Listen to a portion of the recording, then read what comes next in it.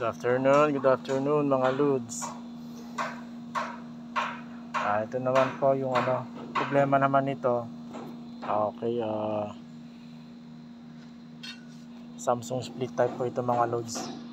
So, communication error po mga Lods. So, yung kanyang ilaw, naka-stay lang siya na naka-red. So, red lang yung nakailaw. So, communication error, 1 minute timeout, communication error.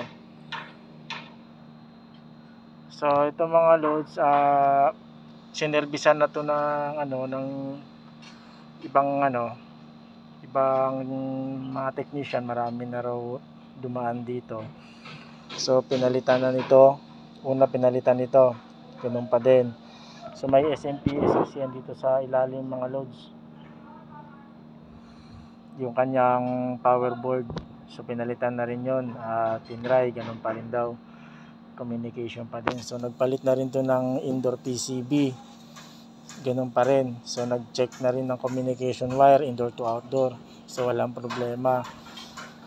Ay mga Lods, meron kasi itong sa communication wire niya, ito, communication wire from terminal to board dito. So, meron itong parang electronic device na naka-series siya dito sa communication wire niya, harness.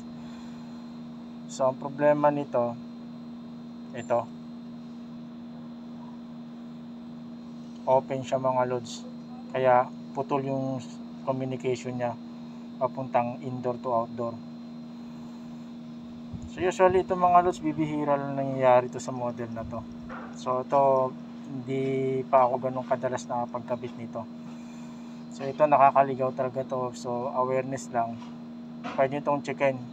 So, for to prove nga na pwede nyo siyang i-bypass. Yan. Bypass nyo muna siya. Pero para sa akin, ibabalik ko pa rin to, itong design nito. So, orderan pa rin to, itong part na to, para balik siya sa original na design niya. So, okay, dito lang muna tayo mga Lods. So, tandaan, pwede nyo check-in to pag communication wire ang problema. So, di ko lang alam kung anong pangalan nito, pero ito para siyang protect device, protection device din siya sa communication. Parang interference. Okay, dito lang muna mga Lods.